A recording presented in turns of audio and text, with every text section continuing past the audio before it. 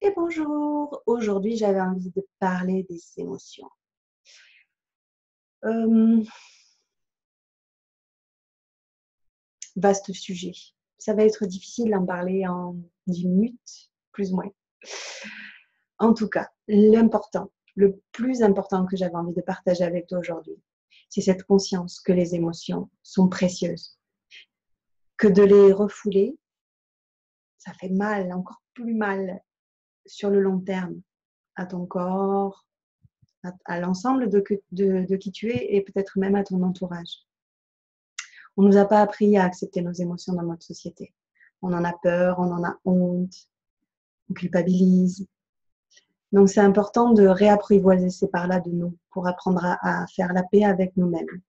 Comme je le disais dans ma vidéo sur le mental, euh, lorsque on fait la paix à l'intérieur, on voit plus de paix et de sérénité et d'harmonie à l'extérieur. Parce que je vois l'extérieur comme le reflet de ce qui se passe à l'intérieur.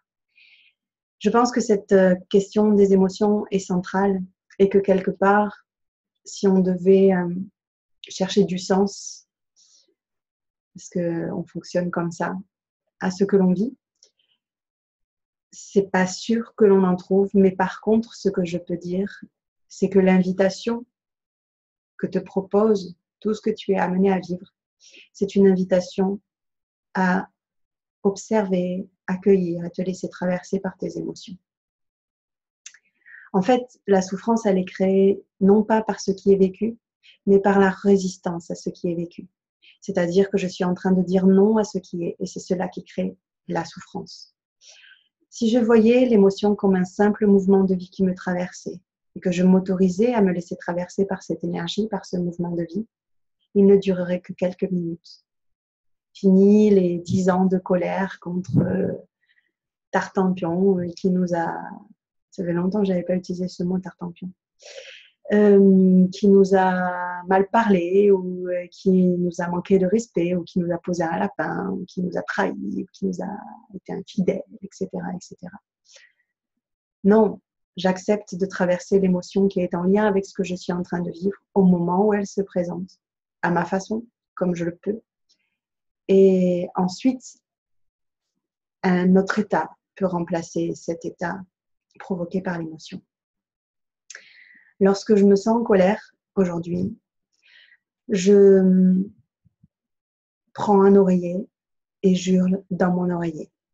Ça m'arrive de prendre ces mêmes oreillers pour donner des grands coups de poing à l'intérieur de ces oreillers ou parfois de les prendre et de taper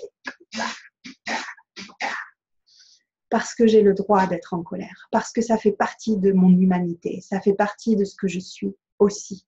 Alors, de ce que je suis pas dans le sens où je m'identifie, justement, au contraire, en donnant la place à cette émotion, en fait, j'accepte qu'à ce moment-là, il y a quelque chose qui est en train de frapper à ma porte et je lui donne la place. De la même façon que si un ami venait frapper à ma porte, je ne fermerai pas en disant « Ah ben non, là, écoute, je vais bien, donc repasse plus tard, je suis pas dispo pour t'écouter, te lamenter, pleurer. » Non, on va aller ouvrir la porte, on va l'accueillir, on va faire ce qu'on peut avec ce qu'on est. Eh bien, essayons d'être ce même ami pour nous-mêmes. Donc, lorsque la colère se présente, je la laisse s'exprimer, parfois même jusqu'à m'en faire des petits bleus. Alors, je fais attention à ne pas me faire mal. L'objectif, c'est vraiment de se préserver, mais c'est de laisser pleinement l'espace pour que cette énergie de vie puisse s'exprimer. Généralement, ça dure 10 minutes, un quart d'heure et après, grand maximum, grand maximum. C'est plutôt même 3, 4, 5 minutes. Et une fois que c'est exprimé, il y a quelque chose qui se détend à l'intérieur de moi et je passe à autre chose. J'utilise aussi beaucoup la musique pour pouvoir aller chercher l'émotion encore plus à l'intérieur de moi, encore plus fort. Je n'ai pas forcément besoin de comprendre pourquoi j'ai cette émotion-là à l'intérieur de moi. Des fois, c'est clair, c'est la conséquence de quelque chose que je viens de vivre. Des fois, c'est moins clair, ça me tombe dessus. J'apprends à aller jusqu'au bout de l'émotion, consciente qu'il y a quelque chose à cet endroit-là qui est en train de se déraciner et qui est en lien avec mon histoire ou alors avec l'inconscient collectif ou alors avec mes ancêtres, etc., etc. Peu importe. Je ne cherche pas toujours à mettre du sens sur ce que j'ai vécu, mais j'apprends à me laisser traverser par l'émotion, à la vivre pleinement pour pouvoir retrouver un état plus serein par la suite. De la même façon, quand la tristesse se présente à moi, je vais mettre une musique qui va m'aider à pleurer et je vais essayer d'aller jusqu'au bout de cette émotion, sans me juger, sans me culpabiliser, sans avoir honte. Bien souvent, on dit oui, mais je pleure déjà beaucoup, etc., etc. D'accord. Mais lorsque tu pleures, t'autorises-tu à pleurer? Ou est-ce qu'il y a une part de toi qui justement se dit je pleure déjà beaucoup et pourquoi je pleure encore, etc., etc. Et si tu pleurais une bonne fois pour toutes? Et si tu pleurais en te connectant une bonne fois pour toutes à l'humanité, en te disant peut-être qu'à cet endroit-là, en exprimant cette émotion, je suis en train de libérer quelque chose pour l'humanité, d'autoriser quelque chose qui à un endroit ne s'est pas autorisé, etc., etc. C'est pas s'investir d'une mission quelconque, c'est pas se positionner comme grand sauveur, bon samaritain ou je ne sais quoi. C'est simplement apprendre à composer avec ce qui est en chaque instant.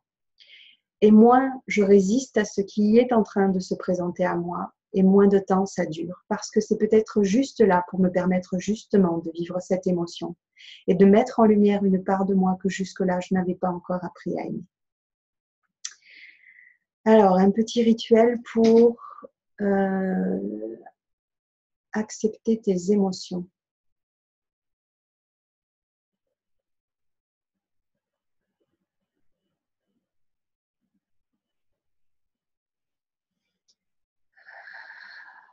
Un jour où tu sens qu'il y a une émotion qui se présente à toi, quelle qu'elle soit, tu vas imaginer un grand feu devant toi. Tu peux avoir l'intention de réunir toutes les personnes que tu veux autour de ce feu. Ça peut être des ancêtres, ça peut être des amis, ça peut être des gens que tu as connus ou pas dans cette incarnation, etc., etc. Ça peut être des gardiens que tu appelles pour plus de soutien, etc. Ou juste toi seul face à ce feu. Et tu vas, sans réfléchir, dire tout ce qui te passe par la tête, qui est en lien avec l'émotion que tu ressens et que tu as envie de jeter dans le feu. Imaginons, je suis en colère parce que mon petit copain, mon amoureux m'a trompée, qu'il m'a trahi avec ma meilleure amie. Allez hop, on prend un petit exemple sympa au hasard. Eh bien, par exemple, là, dans ce feu, je vais pouvoir exprimer tout ce que j'ai envie d'exprimer, aller jusqu'au bout. Et j'ai le droit d'insulter, j'ai le droit d'avoir envie de faire des choses qui ne se font pas. Je peux dire, voilà, je jette au feu toute la relation que j'ai vécue avec lui. En fait, si tu veux, c'est pas d'être spirituel dans ce moment-là, d'accord? La dernière chose que tu as besoin dans un moment comme celui-ci, c'est d'être spirituel. C'est au contraire de t'autoriser complètement ce qui est en train de se passer.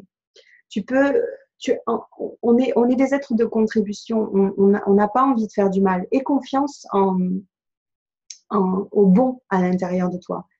Et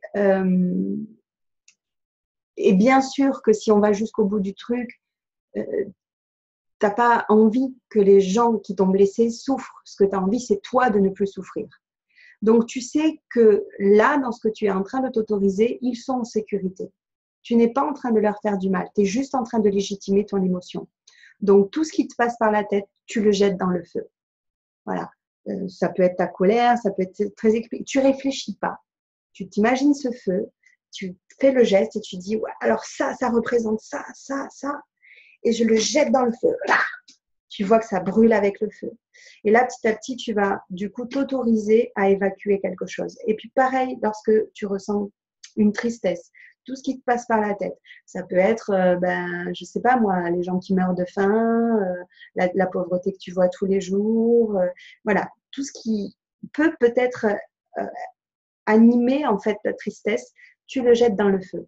Non pas parce que tu veux le nier, non pas parce que tu veux le détruire, mais c'est juste une manière de pouvoir donner sa place à cela pour que ça puisse se transformer.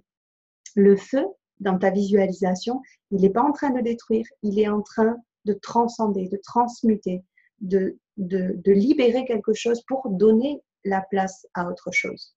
Au lieu que ça reste à l'intérieur de toi et que ça se transforme en une dépression sur du long terme ou un burn-out ou une maladie, etc., etc., etc. C'est juste de pouvoir se donner l'espace pour créer cette possibilité d'exprimer ce qu'il y a à l'intérieur de nous, sans avoir peur, sans se culpabiliser. Fais-toi un peu confiance. Et confiance en qui tu es. Tu ne vas pas devenir fou si tu t'autorises un instant ta colère. Peut-être même au contraire. Tu ne vas pas devenir dépressif si tu t'autorises un instant ta tristesse. Peut-être même au contraire. Et ainsi de suite, ainsi de suite. Et une fois que tu as légitimé tes émotions, il y a un état de pardon qui peut subvenir. Le pardon, ce n'est pas une action, ce n'est pas quelque chose que l'on décide de faire. C'est un état qui émerge et qui est la conséquence de tout un processus. On en parlera dans une prochaine vidéo. Je te souhaite une belle fin de journée ou une douce nuit et te dis à très bientôt. Nous sommes tous les rayons d'un même soleil. Merci.